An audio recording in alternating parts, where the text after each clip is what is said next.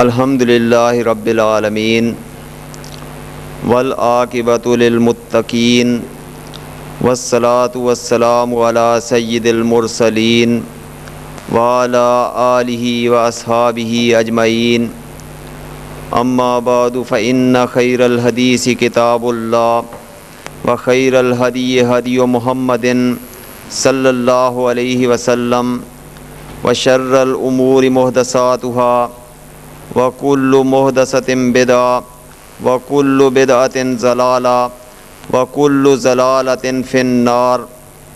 اعوذ باللہ السمیع العلیم وبوجہہ الکریم وسلطانہ القدیم من الشیطان الرجیم۔ بسم اللہ الرحمن الرحیم۔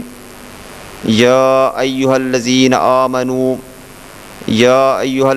آمنوا اطیعوا اللہ واطیعوا الرسول ولا تبطلوا اعمالکم۔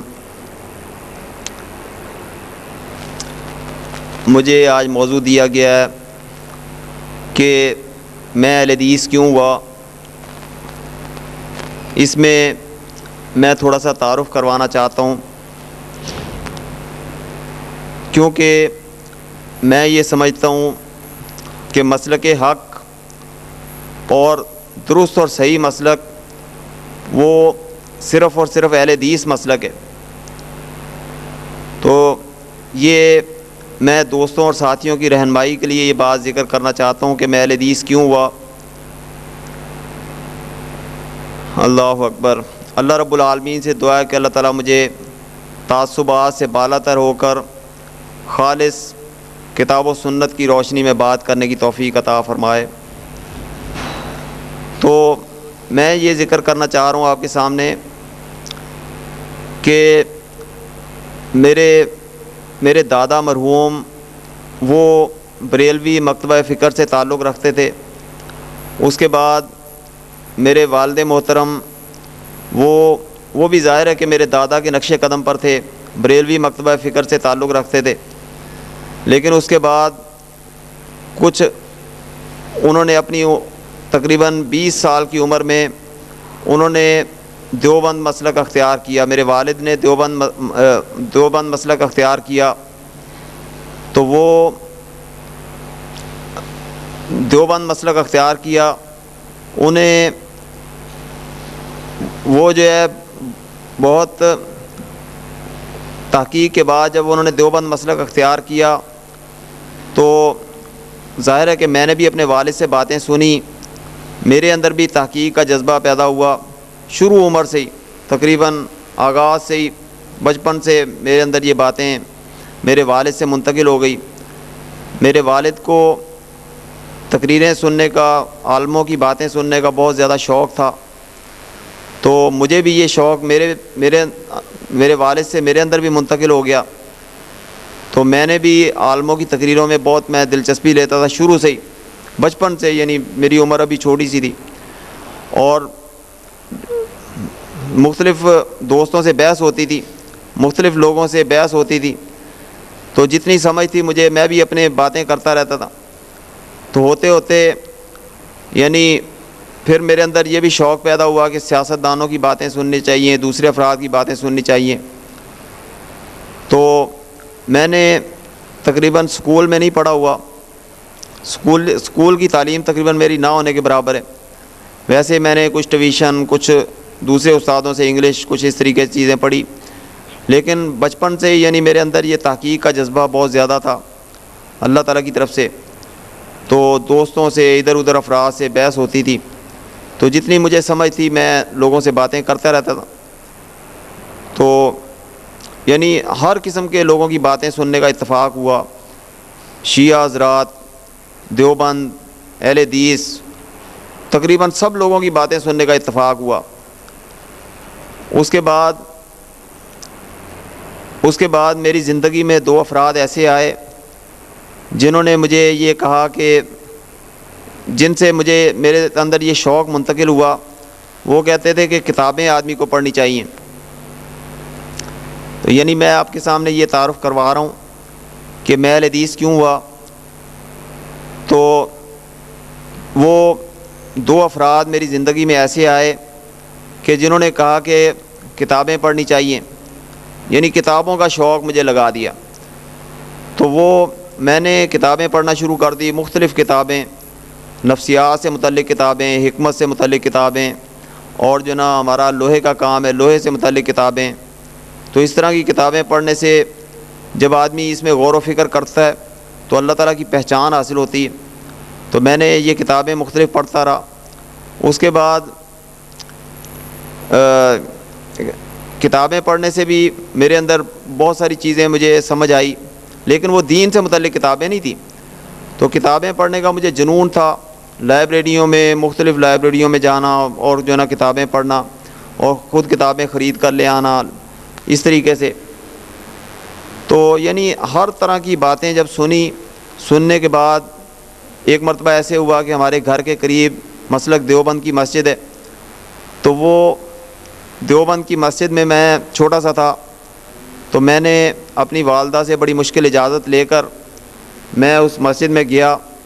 تو وہاں پر ہماری جماعت اہل حدیث کے بہت اچھے بزرگ مولانا عبدالرشید راشد صاحب تشریف لائے تھے، اور بھی اہل حدیث علماء کرام آئے تھے۔ تو میں نے ان کی باتیں سنی، تو میرے ذہن میں یہ بات پیدا ہوئی کہ یہ افراد جھوٹ نہیں کہہ رہے، یہ بالکل سچ اور صحیح باتیں کر رہے ہیں۔ تو پھر میں نے پوچھا کہ یہ کون ہے؟ تو لوگوں نے بتایا کہ یہ ایسے جامعہ ثنائیہ سبزی منڈی میں پہلے عبدالرشید راشد صاحب ہوتے تھے، تو یہ وہاں سے آئیں۔ تو مجھے شوق پیدا ہوا، تو پھر میں نے ان کے پیچھے جمعہ پڑھنا شروع کر دیا۔ تو میں ان کے پیچھے تقریباً مرزا امین صاحب کینچیوں والے، انہوں نے ایک مرتبہ میرے سامنے بات کی جس کی وجہ سے میں اہل حدیث بنا۔ یعنی تحقیق کا جذبہ تو پہلے سے موجود تھا، مختلف کتابیں پڑھی، مختلف علماء کرام کی باتیں سنی، والد محترم جو کہ دیوبند مسلک سے تعلق رکھتے، دادا مرحوم وہ بریلوی مکتبہ فکر سے تعلق رکھتے تھے، تو ان سب کی باتیں سن کر، اور ہمارے جو خاندان والے ہیں، ہمارے برادری والے، سننے میں آیا کہ وہ تقریباً 5 لاکھ افراد کی ہماری برادری ہے۔ تو وہ یہ سارے برادری والے وہ دیوبند سے تعلق رکھتے ہیں یا بریلوی مکتبہ فکر سے تعلق رکھتے ہیں۔ تو ان کی بھی باتیں سنی، دوست احباب کی باتیں بھی سنی، سب کی باتیں سن کر سب چیزیں ذہن میں موجود تھی، اور مختلف مکتبہ فکر کے عالموں کی باتیں سن کر، یعنی ہر بات جب ذہن میں موجود تھی، ذہن پوری طرح تیار تھا۔ تو مرزا امین صاحب جو کینچیوں والے، انہوں نے یہ بات کی، انہوں نے کہا کہ اعظم جو ہے اردو کا سب سے بڑا لفظ ہے، اعظم جو ہے اردو کا سب سے بڑا لفظ ہے۔ حالانکہ انہوں نے تو اپنے علم کے مطابق بات کی، میں سمجھتا ہوں صحیح نیت سے بات کی اور بہت اچھی بات کی، لیکن یہ اعظم جو ہے تو مجھے پتہ چل چکا ہے الحمدللہ کہ یہ اس میں تفضیل ہے اور عربی کا لفظ ہے۔ تو بہرحال انہوں نے کہا کہ اعظم جو ہے وہ اردو کا سب سے بڑا لفظ ہے، اور امام اعظم کا معنی ہے سب سے بڑا امام۔ وہ کہنے لگے کہ اب آپ بتائیں کہ امام اعظم نبی کریم صلی اللہ علیہ وسلم ہے یا حضرت امام ابو حنیفہ رحمہ اللہ ہے؟ تو یہ بات جب میں نے سنی تو میرے ذہن میں ساری ایک منٹ میں ساری ریل جو ہے گردش کر گئی، اور میرے ذہن میں یہ بات آئی کہ جو ہے نا، یہ جو میں لوگوں کی باتیں سنتا رہا ابھی تک کہ تقلید ضروری ہے، امام ابو حنیفہ رحمہ اللہ کے پیچھے یا امام شافعی کے پیچھے یا کسی امام کے پیچھے چلنا ضروری ہے، یہ سب باطل ہے، یہ تقلید بالکل باطل چیز ہے۔ کتاب و سنت ہی اصل چیز ہے۔ قرآن پاک کی بات آ جائے، دیکھیں کہ بات اگر قرآن پاک کے مطابق، امام شافعی رحمہ اللہ وہ بھی ہماری نظر میں بہت بڑے امام اور بہت بڑے بزرگ تھے، بہت نیک آدمی تھے میں سمجھتا ہوں۔ اسی طریقے امام مالک، امام احمد بن حنبل رحمہ اللہ، امام ابو حنیفہ رحمہ اللہ، یہ سب اور دوسرے بے شمار امام، یہ ہمارے نزدیک سب، میرے نزدیک سب جو ہے نا بہت زیادہ قابل احترام اور بڑے عزت کے لائق ہیں۔ لیکن ان سب کی باتوں میں سے دیکھیں، تمام اماموں کی باتوں میں سے دیکھیں قرآن و سنت کے مطابق کس کی بات ہے، جس کی بات قرآن و سنت کے مطابق ہو وہ لے لیں۔ تمام اماموں کی باتیں اٹھا کر آپ دیکھیں، بڑے بڑے امام اور بزرگ وہ یہی کہتے رہے کہ ایک طرف میری بات آ جائے، ایک طرف قرآن و سنت کی بات آ جائے، تو میری بات کو چھوڑ کر قرآن و سنت کی بات کو مانیں۔ اللہ اکبر۔ تو یہ بات مجھے سمجھ آئی ان کی بات سن کر کہ امام اعظم آپ صلی اللہ علیہ وسلم ہے یا امام ابو حنیفہ رحمہ اللہ ہے۔ اگر میں اس پر اب بات کروں تو بات شاید کافی لمبی ہو جائے گی، لیکن چند ایک باتیں میں صرف آپ کے سامنے کرنا چاہتا ہوں۔ اللہ اکبر۔ کہ امام اعظم آپ صلی اللہ علیہ وسلم ہے یا امام ابو حنیفہ رحمہ اللہ ہے۔ امام ابو حنیفہ رحمہ اللہ میں سمجھتا ہوں بہت بڑے بزرگ ہیں، بہت بڑے امام ہیں، لیکن پیروی کی بات جس وقت آئے گی تو آپ صلی اللہ علیہ وسلم کی پیروی کی جائے گی۔ ابھی میں نے آپ کے سامنے قرآن پاک کی آیت پڑھی، سورہ محمد کی آیت نمبر 33 میں نے ابھی آپ کے سامنے پڑھی، سورہ محمد صلی اللہ علیہ وسلم، اس کی آیت نمبر 33 میں نے آپ کے سامنے پڑھی۔ اللہ رب العالمین فرماتے ہیں کہ یا ایھا الذین آمنوا اطیعوا اللہ و اطیعوا الرسول ولا تبطلوا اعمالکم، اے ایمان والو اطیعوا اللہ و اطیعوا الرسول، اللہ تعالیٰ کی اطاعت کرو اور رسول اللہ صلی اللہ علیہ وسلم کی اطاعت کرو، ولا تبطلوا اعمالکم، اور اللہ اور اس کے رسول کے مقابلے میں کسی کی اطاعت کر کے اپنے اعمال کو ضائع نہ کرو۔ اس طرح کی بے شمار آیات۔ ایک اور آیت سورہ نساء کی آیت نمبر 115 آپ پڑھیں، اللہ رب العالمین فرماتے وَمَن يُشَاقِقِ الرَّسُولَ مِن بَعْدِ مَا تَبَيَّنَ لَهُ الْهُدَىٰ وَيَتَّبِعْ غَيْرَ سَبِيلِ الْمُؤْمِنِينَ نُوَلِّهِ مَا تَوَلَّىٰ وَنُصْلِهِ جَهَنَّمَ وَسَاءَتْ مَصِيرًا۔ فرمایا جو آدمی ہدایت کے واضح ہو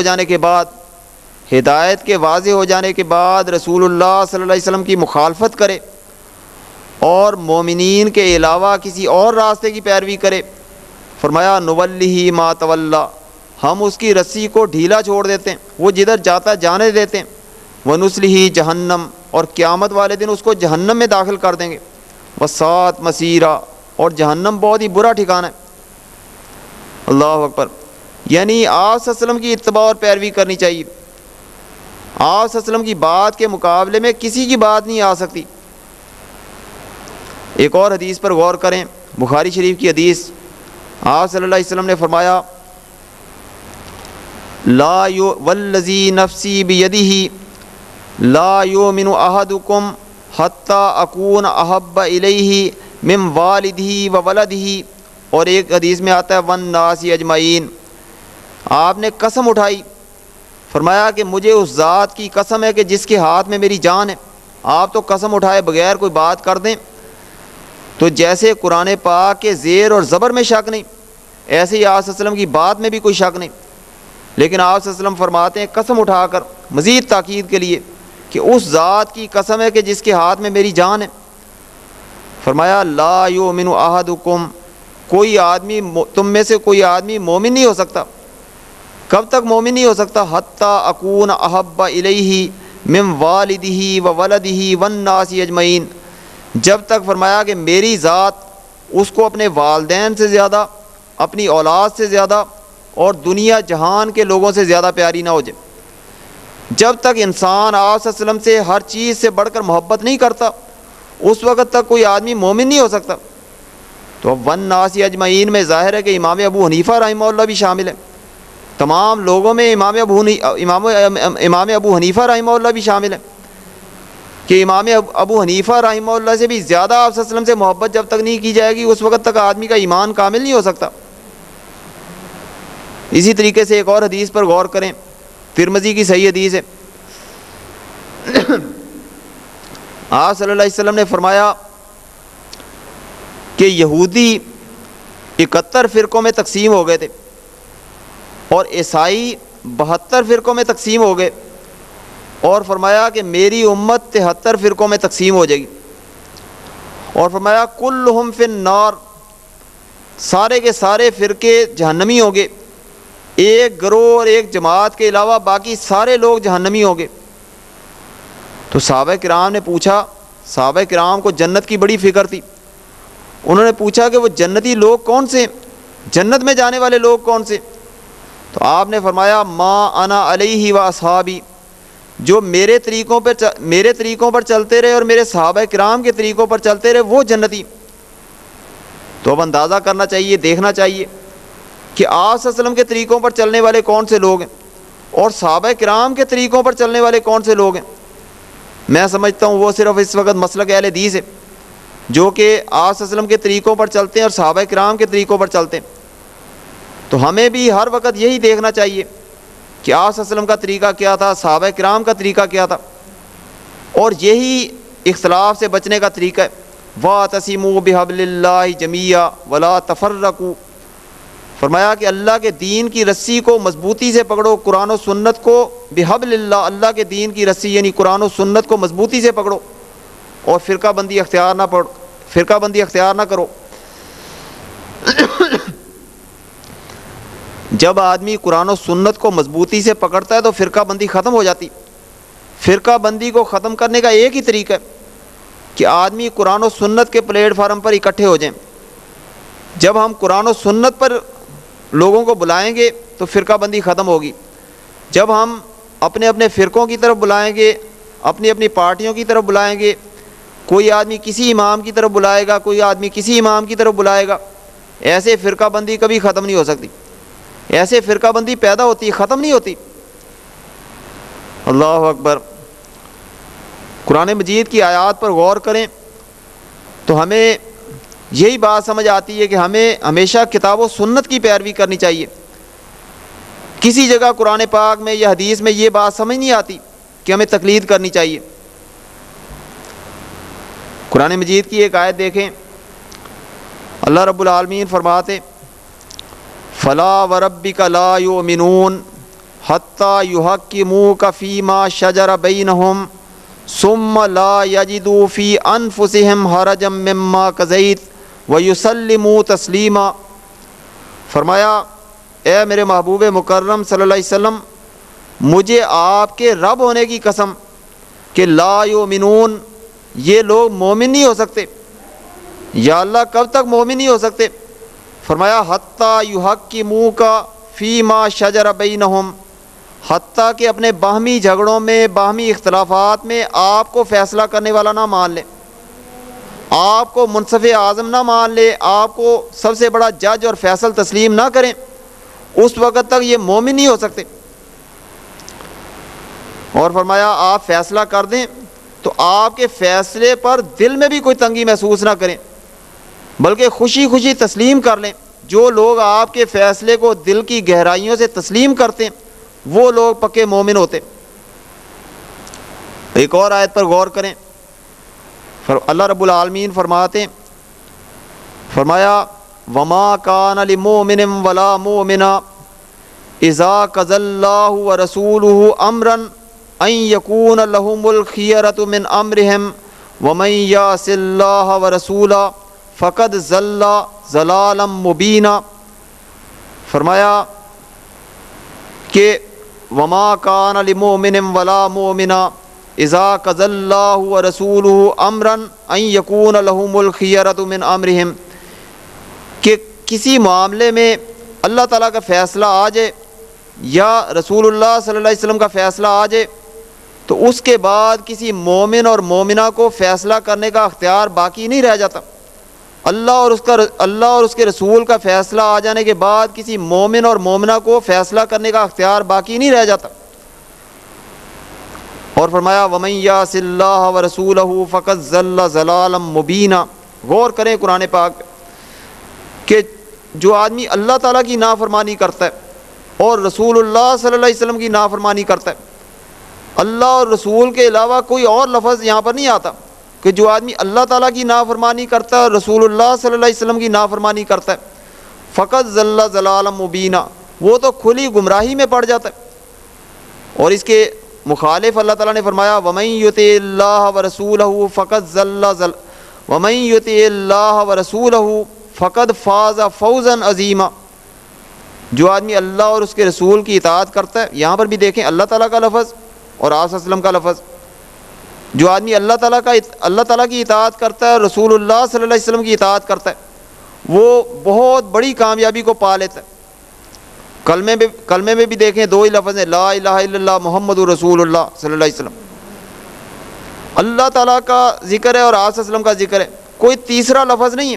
جب ہم کوئی تیسرا لفظ لائیں گے تو فرقہ واریت شروع ہو جائے گی اور ہم سیدھے راستے سے ہٹ جائیں گے۔ آپ بھائی شاید میری بات کو محسوس کریں، لیکن آپ صلی اللہ علیہ وسلم کا فرمان دیکھیں۔ آپ نے خطبہ حجۃ الوداع کے موقع پر فرمایا، موطا امام مالک کی حدیث، آپ نے فرمایا ترکت فیکم امرین لن تضلوا ما تمسکتم بہما کتاب اللہ و سنت رسولہ۔ فرمایا کہ میں تمہارے درمیان دو چیزیں چھوڑ کر جا رہا ہوں، ایک اللہ کی کتاب اور ایک اس کے رسول مقبول صلی اللہ علیہ وسلم کی سنت۔ جب تک تم ان دونوں کو مضبوطی سے پکڑے رکھو گے ہرگز گمراہ نہیں ہوگے۔ تو گمراہی سے بچنے کا ایک ہی طریقہ ہے کہ آدمی کتاب و سنت کو مضبوطی سے پکڑے، قرآن پاک کو مضبوطی سے پکڑے، حدیث کو مضبوطی سے پکڑے۔ کسی جگہ پر نہیں لکھا ہوا کہ کسی امام کی فقہ کو پکڑنا ضروری ہے، کسی بزرگ کی بات کو پکڑنا ضروری ہے۔ ہاں اگر کسی بزرگ کی بات کتاب و سنت کے مطابق ہے تو اس کو ضرور پکڑیں۔ اللہ اکبر۔ قرآن مجید میں بھی اللہ رب العالمین نے فرمایا یا ایھا الذین آمنوا اطیعوا اللہ و اطیعوا الرسول، یا ایھا الذین آمنوا اطیعوا اللہ و اطیعوا الرسول و اولی الامر منکم فإن تنازعتم فی شیء فردوہ الی اللہ والرسول ان کنتم تؤمنون باللہ والیوم الآخر ذالک خیر واحسن تأویلا۔ اللہ اکبر۔ اللہ رب العالمین فرماتے، پہلے فرمایا اے ایمان والو اطیعوا اللہ و اطیعوا الرسول و اولی الامر منکم، اے ایمان والو اللہ تعالیٰ کی اطاعت کرو اور رسول اللہ صلی اللہ علیہ وسلم کی اطاعت کرو اور امیر کی اطاعت کرو۔ لیکن ساتھ ہی فرمایا فَإِن تَنَازَعْتُمْ فِي شَيْءٍ فَرُدُّوهُ إِلَى اللَّهِ وَالرَّسُولِ، اگر امیر بھی اللہ اور اس کے رسول کے خلاف بات کرے یا کوئی آدمی اللہ اور اس کے رسول کے خلاف بات کرے تو فرمایا کہ اس کا فیصلہ اللہ اور اس کے رسول سے کرواؤ۔ تمہارے درمیان کوئی جھگڑا پیدا ہو جائے تو اس کا فیصلہ اللہ اور اس کے رسول سے کرواؤ۔ اگر تم ان کنتم تؤمنون باللہ والیوم الآخر، اگر تم اللہ تعالیٰ پر ایمان رکھتے ہو اور قیامت کے دن پر ایمان رکھتے ہو تو اپنے ہر جھگڑے کا فیصلہ، ہر مسئلے کا فیصلہ اللہ تعالیٰ سے کرواؤ اور اس کے رسول مقبول صلی اللہ علیہ وسلم سے کرواؤ، کتاب و سنت سے فیصلہ کرواؤ۔ اللہ اکبر۔ تو ہمیں کتاب و سنت کی اللہ رب العالمین نے دعوت دی، قرآن پاک کو پڑھیں، حدیث کو پڑھیں، کتاب و سنت کی بات سمجھ آتی، کتاب و سنت کی پیروی کی جائے۔ اب یہاں پر ایک چھوٹے سے اشکال کا میں جواب بھی دینا چاہتا ہوں۔ بہت سارے لوگ یہ اشکال پیدا کرتے ہیں، یہ بات ذہن میں لاتے ہیں، وہ کہتے ہیں جی اماموں نے بھی تو قرآن و سنت کے مطابق بات کی ہے، یا ہمارے امام غلط کہہ سکتے ہیں، ہمارے بزرگ غلط کہہ سکتے ہیں۔ کہتے ہیں جی اماموں نے بھی تو کتاب و سنت کے مطابق بات کی ہے، یا ہمارے وہ اتنے بڑے امام وہ غلط کہہ سکتے ہیں۔ اللہ اکبر۔ تو یہ بات ذہن میں رکھنی چاہیے کہ نبی جو ہے وہ معصوم عن الخطا ہوتے ہیں، نبی جو ہے غلطیوں سے پاک ہوتے ہیں، نبیوں کے اوپر اللہ تعالیٰ کی نگرانی ہوتی، نبیوں سے اول تو کوئی غلطی ہوتی نہیں، لیکن اگر کوئی چھوٹی موٹی ایسی بات ہو جائے تو اللہ رب العالمین فوراً وحی نازل کر کے بتلا دیتے ہیں کہ یہ کام ایسے نہیں کرنا تھا بلکہ ایسے کرنا تھا۔ جیسے آپ صلی اللہ علیہ وسلم نے ایک مرتبہ فرمایا کہ میں شہد نہیں کھاؤں گا آج کے بعد شہد نہیں کھاؤں گا، تو اللہ رب العالمین نے فرمایا یا ایھا النبی لما تحرم ما احل اللہ لک، اے میرے نبی کریم صلی اللہ علیہ وسلم آپ اس چیز کو کیوں حرام کرتے ہیں جس کو اللہ رب العالمین نے آپ کے لیے حلال کیا۔ لیکن پتہ کیا چلا کہ یہ نبیوں پر اللہ تعالیٰ کی نگرانی ہوتی، نبی جو ہے وہ غلطیوں سے اول تو غلطی کرتے نہیں، لیکن اگر کوئی چھوٹی موٹی ایسی بات ہو جائے تو اللہ تعالیٰ فوراً بتا دیتے ہیں کہ ایسے نہیں ایسے کرنا تھا۔ اور نبیوں کے علاوہ کسی کو یہ اتھارٹی حاصل نہیں، دوسرے افراد سے دوسرے افراد غلط بھی کر سکتے ہیں، ٹھیک بھی کر سکتے ہیں۔ امام مالک رحمہ اللہ، ہم پر تو آج لوگ بڑے فتویٰ لگا دیتے ہیں، لیکن امام مالک رحمہ اللہ جو اتنے بڑے امام جن کے بارے میں آپ صلی اللہ علیہ وسلم نے فرمایا کہ ایک وقت آئے گا، اکثر محدثین یہ حدیث ان کے اوپر فٹ کرتے ہیں، وہ کہتے ہیں وہ حدیث یہ آپ صلی اللہ علیہ وسلم نے فرمایا کہ ایک وقت آئے گا کہ لوگ اپنے گھوڑے دوڑائیں گے، اپنی سواریاں دوڑائیں گے، لیکن مدینے کے عالم سے بڑا کوئی عالم نہیں پائیں گے۔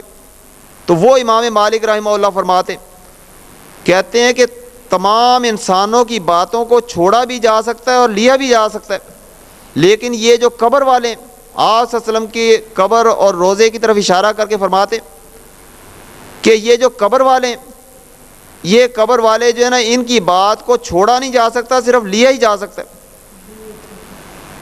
تو دیکھیں امام مالک رحمہ اللہ نے بھی یہی تعلیم دی کہ ہر ایک کی بات کو چھوڑا بھی جا سکتا ہے، لیا بھی جا سکتا ہے۔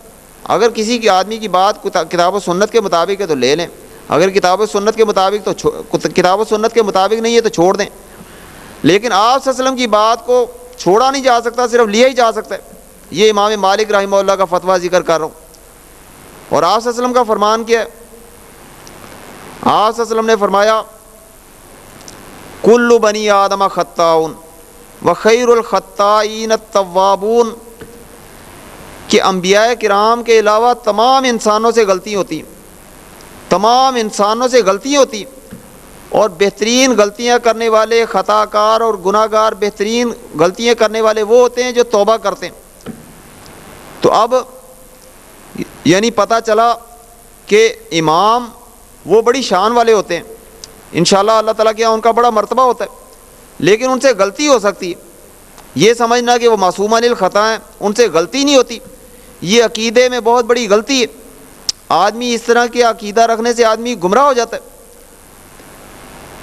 اماموں سے غلطی بھی ہو سکتی ہے، وہ درست بھی کر سکتے ہیں۔ تو اگر کسی جگہ پر کوئی بات سمجھ آ جائے کہ یہ والی بات کسی امام نے یہ والی بات کتاب و سنت کے خلاف کی ہے، تو اس پر ڈٹنا نہیں چاہیے۔ یہ نہیں کہنا چاہیے کہ یہ وہ ہمارے امام ہیں، اگر ہم نے ان کی بات کو چھوڑ دیا تو ہم جہنم میں چلے جائیں گے، ہماری بخشش نہیں ہوگی، ہم پر تقلید لازمی ہے۔ نہیں، آپ جو ہے نا وہ کتاب و سنت کی پیروی کریں۔ کسی امام کی آپ یہ بات انشاءاللہ نہیں دکھا سکتے، کسی اچھے امام کی یہ بات نہیں دکھا سکتے کہ وہ کہتے ہوں کہ میری بات مانیں، کتاب و سنت کے خلاف بھی ہو تو میری بات مانیں۔ نہیں، بڑے بڑے اماموں کا جیسے میں نے ابھی آپ کے سامنے ذکر کیا، بڑے بڑے اماموں نے یہی بات کہی کہ اگر میری بات کتاب و سنت سے ٹکراتی تو میری بات کو دیوار سے دے کر ماریں۔ تو ہم پر یہی لازم ہے کہ ہم کتاب و سنت کی پیروی کریں، کتاب و سنت کی پیروی کریں۔ ہمیشہ یہی بات ذہن میں رکھیں کہ جب بھی کتاب و سنت کا کوئی حکم آ جائے گا، قرآن پاک کی بات ہمارے سامنے آ جائے گی، ہم نے قرآن پاک کی بات کو ماننا ہے۔ حدیث ہمارے سامنے آ جائے گی، صحیح حدیث ہمارے سامنے آ جائے گی، ہم نے اس کو ماننا ہے۔ اگر ہم نے اس طرح کا عقیدہ رکھا، اس طرح کا ذہن رکھا، ہماری ہر وقت یہی کوشش یہی ہوئی کہ ہم نے کتاب و سنت کے پیچھے چلنا ہے، تو انشاءاللہ ہماری نجات ہو جائے گی۔ تو ہمارا یہی ذہن ہونا چاہیے۔ آخر میں بس میں یہ بات کر کے ختم کرنا چاہتا ہوں کہ ہمارا ذہن یہی ہونا چاہیے کہ ہم نے کتاب و سنت کی پیروی کرنی ہے۔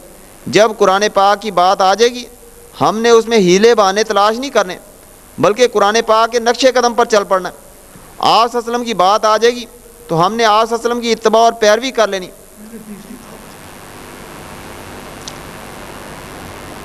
تو یہ انور بھائی نے ذکر کیا کہ اہل حدیث کی دعوت، اہل حدیث کی یہی دعوت ہے کہ اطیعوا اللہ و اطیعوا الرسول۔ اہل حدیث کے دو اصول، اطیعوا اللہ و اطیعوا الرسول، کتاب و سنت کی پیروی کی جائے، یہی دعوت ہے۔ اہل حدیث دیکھیں، اہل حدیث کسی عالم کی طرف نہیں بلاتے، کسی بزرگ کی طرف نہیں بلاتے، کسی فرقے کی طرف نہیں بلاتے، اور کسی اور کی طرف نہیں بلاتے۔ اہل حدیث بلاتے ہیں تو یا اللہ کے قرآن کی طرف بلاتے ہیں یا آپ صلی اللہ علیہ وسلم کے فرمان کی طرف بلاتے ہیں۔ اور قرآن مجید بھی آپ پڑھیں، قرآن مجید میں اللہ رب العالمین فرماتے ہیں قل ان کنتم تحبون اللہ فاتبعونی یحببکم اللہ ویغفر لکم ذنوبکم واللہ غفور الرحیم۔ اللہ اکبر۔ اور آپ صلی اللہ علیہ وسلم نے بھی فرمایا کل امتی یدخلون الجنہ الا من ابا قیل ومن یابا یا رسول اللہ صلی اللہ علیہ وسلم قال من اطاعنی دخل الجنہ ومن عصانی فقد ابا۔ آپ نے فرمایا کل امتی یدخلون الجنہ، کہ میری ساری کی ساری امت جنت میں داخل ہو جائے گی، الا من ابا، مگر جو آدمی جنت میں جانے سے خود ہی انکار کر دے، صحابہ کرام نے حیرانی سے پوچھا کہ ومن یابا یا رسول اللہ صلی اللہ علیہ وسلم، کہ جنت میں جانے سے انکار کون آدمی کر سکتا ہے؟ ایک طرف جنت ہو، ایک طرف جہنم ہو، ایک آدمی کہے کہ میں نے جنت میں نہیں جانا، جہنم میں جانا ہے، ایسا کون سا آدمی ہے؟ تو آپ نے فرمایا من اطاعنی، یہ بات دل کی تختی پر لکھ لیں، صحیح بخاری کی حدیث میں آپ کے سامنے ذکر کر رہا ہوں۔ فرمایا من اطاعنی دخل الجنہ ومن عصانی فقد ابا، جس نے میری اطاعت کی، میری فرما برداری کی، آپ صلی اللہ علیہ وسلم نے فرمایا کہ جس نے میری اطاعت کی وہ جنت میں داخل ہو جائے گا، اور جس نے میری نافرمانی کی گویا اس نے جنت میں جانے سے خود ہی انکار کر دیا۔ اور قرآن مجید میں بھی اللہ رب العالمین یہی بات فرما رہے ہیں، فرمایا کل، اے میرے محبوب مکرم صلی اللہ علیہ وسلم آپ فرما دیں کہ ان کنتم تحبون اللہ، اگر تم واقعتاً اللہ رب العالمین سے محبت کرتے ہو، تم اللہ رب العالمین، اس وقت کے لوگ بھی اللہ رب العالمین سے محبت کے دعوے کرتے تھے، اس وقت کے غیر مسلم بھی اللہ کے ساتھ محبت کے دعوے کرتے تھے، تو فرمایا کہ آپ ان غیر مسلموں سے کہہ دیں کہ اگر یہ لوگ واقعتاً اللہ رب العالمین سے محبت کرتے ہیں تو کیا کریں، فاتبعونی، آپ فرمائیں کہ میری پیروی کریں۔ تو فرمایا کہ جب یہ لوگ آپ صلی اللہ علیہ وسلم کی پیروی کریں گے تو کیا ہوگا، یحببکم اللہ، اللہ رب العالمین ان سے محبت کرنا شروع کر دیں گے، ویغفر لکم ذنوبکم، اور اللہ رب العالمین ان کے سارے گناہ بھی معاف کر دیں گے، واللہ غفور الرحیم، تو اللہ رب العالمین معاف کرنے والے اور رحم کرنے والے۔ تو یہ میں نے آپ کے سامنے بات ذکر کی ہے کہ جب بھی کوئی جھگڑا ہو جائے، کوئی مسئلہ پیدا ہو تو اللہ تعالیٰ سے فیصلہ کروانا چاہیے، آپ صلی اللہ علیہ وسلم سے فیصلہ کروانا چاہیے۔ اب یہ دیکھیں بعض مسائل اہل حدیث کے درمیان اور دوسرے مسالک کے درمیان جو ہے نا چلتے رہتے ہیں۔ اب یہ دیکھیں مثلا ہاتھ باندھنے کا مسئلہ ہے کہ سینے پر ہاتھ باندھے جائیں یا ناف کے نیچے ہاتھ باندھے جائیں۔ حدیث میں ذکر ہے کہ آپ صلی اللہ علیہ وسلم نے سینے پر ہاتھ باندھے تو سینے پر ہاتھ باندھنے چاہیے۔ اسی طریقے سے رفع دین کے متعلق اکثر لوگ کیا ذکر کرتے ہیں، وہ کہتے ہیں کہ رفع دین آپ صلی اللہ علیہ وسلم پہلے رفع دین کرتے تھے اور بعد میں چھوڑ دیا تھا۔ یہ بات مانتے ہیں کہ آپ رفع دین کرتے تھے لیکن بعد میں چھوڑ دیا تھا۔ اب یہ کہاں پر آ گیا کہ بعد میں چھوڑ دیا تھا؟ اب ایک آدمی آج کے زمانے میں کوئی اٹھے، کوئی آدمی وہ آدمی کہتا ہو کہ میں نے، ایک آدمی کہتا ہے، ایک آدمی کا دل نہیں چاہتا نماز پڑھنے کو، ظاہر بات ہے نماز پڑھنے میں محنت ہوتی ہے، تو اب ایک آدمی کا دل نہیں چاہتا نماز پڑھنے کو، وہ کہتا ہے جی آپ صلی اللہ علیہ وسلم پہلے نماز پڑھتے تھے، اب چھوڑ دی، بعد میں چھوڑ دی تھی۔ ایک آدمی کا روزے رکھنے کو دل نہیں چاہتا، وہ کہتا ہے جی پہلے آپ روزے رکھتے تھے بعد میں چھوڑ دیے تھے، تو ظاہر اس کی بات کو نہیں مانا جائے گا، اس سے کہا جائے گا دلیل دکھائیں، کدھر لکھا ہوگا کہ پہلے آپ نماز پڑھتے تھے اور بعد میں چھوڑ دی تھی، پہلے آپ روزے رکھتے تھے بعد میں چھوڑ دی تھی، کدھر لکھا ہوا ہے؟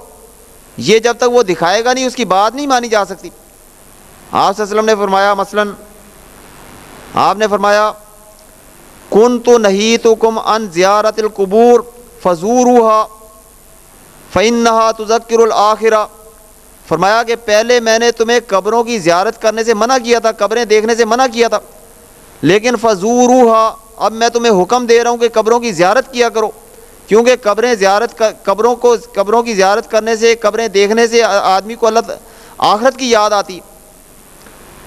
لیکن پتہ کیا چلا کہ پہلے قبریں دیکھنا منع تھی لیکن بعد میں قبریں دیکھنے کا حکم دے دیا گیا، تو یہ حدیث سے پتہ چلا۔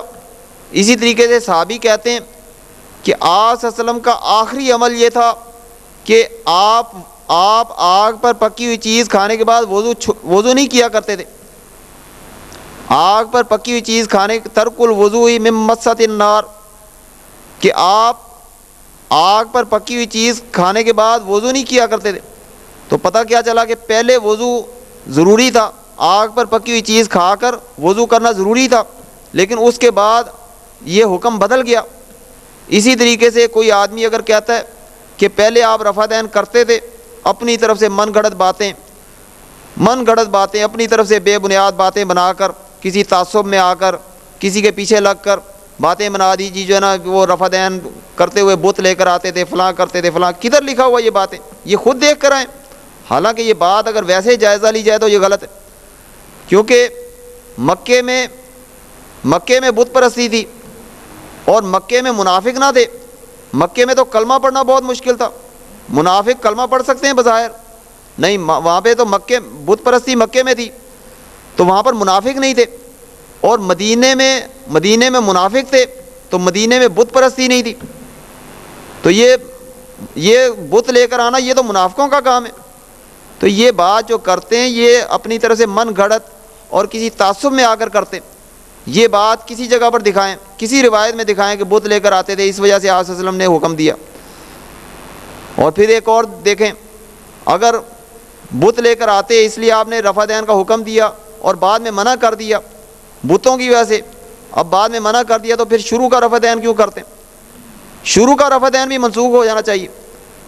تو میں یہ ذکر کر رہا تھا کہ یہ مانتے ہیں ہمارے بھائی, کہتے ہیں کہ پہلے آپ رفع دین کرتے تھے بعد میں چھوڑ دیا تھا.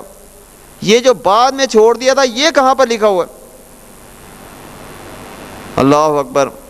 تو بعد میں چھوڑنے کی کوئی صحیح دلیل موجود نہیں. ہاں, ایک حدیث ذکر کرتے ہیں ابن مسعود رضی اللہ تعالیٰ عنہ والی حدیث جو کہ ترمذی میں موجود ہے, اس میں رفع دین کا ذکر نہیں, پہلی رفع دین کے علاوہ کسی رفع دین کا ذکر نہیں, وہ حدیث ذکر کرتے ہیں. لیکن 5 بڑے بڑے اماموں نے, میرے پاس اس کا ثبوت موجود ہے, کوئی بھائی دیکھنا چاہے میں انشاءاللہ دکھا دوں گا, 5 بڑے بڑے اماموں نے اس حدیث کو ضعیف اور بلکہ سب سے زیادہ ضعیف قرار دیا. تو یہ تو حدیث قابل حجت ہی نہیں. اور اگر بالفرض آپ اس حدیث کو مان بھی لیں بالفرض, تو اس سے یہ کیسے پتہ چلا کہ پہلے رفع دین نہیں کرتے تھے, پہلے رفع دین کرتے تھے بعد میں نہیں کرتے تھے؟ یہ بھی تو ہو سکتا ہے کہ پہلے نہ کرتے ہو بعد میں شروع کر دیا ہو. یہ کیسے پتہ چلا؟ نسخ کے لیے ایک قاعدہ ہے, اس کے لیے تاریخ کا پتہ ہونا ضروری ہے کہ یہ کام پہلے ہوا یہ کام بعد میں ہوا. یہ ابن مسعود رضی اللہ تعالیٰ والی جو حدیث ہے یہ ثابت کریں کہ یہ بعد والی حدیث ہے کہ بعد میں آپ نے رفع دین نہیں کیا اور پہلے کرتے تھے. یہ تاریخ سے ثابت کرنا ہوگا, پھر منسوخ ہوتا ہے. ورنہ دوسری بات بھی ثابت ہو سکتی ہے, وہ یہ کہ پہلے آپ رفع دین نہیں کرتے تھے اور بعد میں آپ نے رفع دین کیا. لیکن صحیح بات تو یہ ہے کہ وہ حدیث ہی جو ہے نا وہ ضعیف ہے, اس سے تو استدلال ہی نہیں کیا جا سکتا. تو بات یہ کہ کسی تعصب میں نہیں آنا چاہیے, قرآن و سنت کی پیروی کرنی چاہیے. یہ رفع دین منسوخ ہونے والی کوئی دلیل موجود نہیں. اور اسی طریقے سے جو ہے نا وہ اونچی آمین کہنا یہ بالکل صحیح حدیث سے ثابت ہے. اور ایک حدیث ہے یہ جو آہستہ آواز میں آمین کہنے والی ایک حدیث موجود ہے, لیکن یہ شاذ حدیث ہے. محدثین کے نزدیک شاذ حدیث وہ ہوتی ہے کہ ایک طرف مثلا 5 راوی ثقہ قسم کے اور اچھے قسم کے 5 راوی ایک بات بیان کر رہے ہیں, اور دوسری طرف ایک راوی وہ بھی صحیح راوی لیکن اس کے الٹ بات بیان کر رہا ہے. تو محدثین کی نظر میں وہ شاذ اور ضعیف حدیث ہوتی. یہ میں نہیں کہہ رہا, یہ محدثین کا قاعدہ آپ کے سامنے ذکر کر رہا ہوں. محدثین کے نزدیک ایسی حدیث شاذ ہوتی ہے کہ ایک طرف 5 آدمی مثلا بیان کرتے ہیں اور دوسری طرف ایک آدمی ان کے الٹ بیان کر رہا ہے, تو ایک آدمی کی حدیث کو وہ شاذ اور ضعیف حدیث کہتے ہیں. تو یہ ضعیف حدیث میں آہستہ آمین کہنے کی بات موجود ہے. تو اب ایک طرف ضعیف حدیث ہے اور ایک طرف صحیح حدیث ہے, تو صحیح حدیث کو چھوڑ کر ضعیف حدیث کو لینا کسی تعصب کی وجہ سے یا اپنے مسلک کو ثابت کرنے کی وجہ سے, تو یہ تو میں سمجھتا ہوں کہ حق کو چھوڑنے والی بات ہے. صحیح حدیث موجود ہے, صحیح حدیث پر عمل کریں. تو اسی طریقے سے جو بھی مسئلہ ہمارے سامنے آ جائے کتاب و سنت کو دیکھیں, قرآن پاک میں کیا لکھا ہوا ہے, حدیث میں کیا لکھا ہوا ہے, اسی میں خیر ہے. ذالک خیر و احسن تاویلا, کتاب و سنت پر عمل کرنے میں خیر ہے اور اس کا انجام بہتر ہے. تو ہمیں کسی تعصب میں نہیں آنا چاہیے. ہم نے مرنا ہے, مرنے کے بعد اللہ تعالیٰ کے پاس واپس جانا ہے, اور اللہ تعالیٰ نے ہم سے یہ نہیں پوچھنا کہ تم نے امام ابو حنیفہ رحمہ اللہ کی پیروی کی یا نہیں کی, امام شافعی رحمہ اللہ کی پیروی کی یا نہیں کی, امام مالک, امام احمد بن حنبل یا کسی اور امام اور کسی اور بزرگ کی پیروی کی یا نہیں کی. اللہ رب العالمین نے یہ پوچھنا ہے کہ تم نے نبی کریم صلی اللہ علیہ وسلم کی پیروی کی یا نہیں کی. اب میں آپ کے سامنے اگر آیات پڑھوں تو بے شمار آیات آتی. اللہ اکبر. قرآن مجید کی ایک آیت پر غور کریں, چند آیات جو 19ویں سپارے کے پہلے صفحے پر جو چند آیات آتی, اللہ رب العالمین فرماتے وَيَوْمَ يَعَضُّ الظَّالِمُ عَلَى يَدَيْهِ يَقُولُ يَا لَيْتَنِي اتَّخَذْتُ مَعَ الرَّسُولِ سَبِيلًا يَا وَيْلَتَا لَيْتَنِي لَمْ أَتَّخِذْ فُلَانًا خَلِيلًا لَقَدْ أَضَلَّنِي عَنِ الذِّكْرِ بَعْدَ إِذْ جَاءَنِي وَكَانَ الشَّيْطَانُ لِلْإِنسَانِ خَذُولًا وَقَالَ الرَّسُولُ يَا رَبِّ إِنَّ قَوْمِ اتَّخَذُوا هَذَا الْقُرْآنَ مَهْجُورًا۔ اللہ رب العالمین فرماتے ہیں قیامت والے دن ظالم آدمی اپنے ہاتھوں کو چبائے گا اور کہے گا، کیا کہے گا؟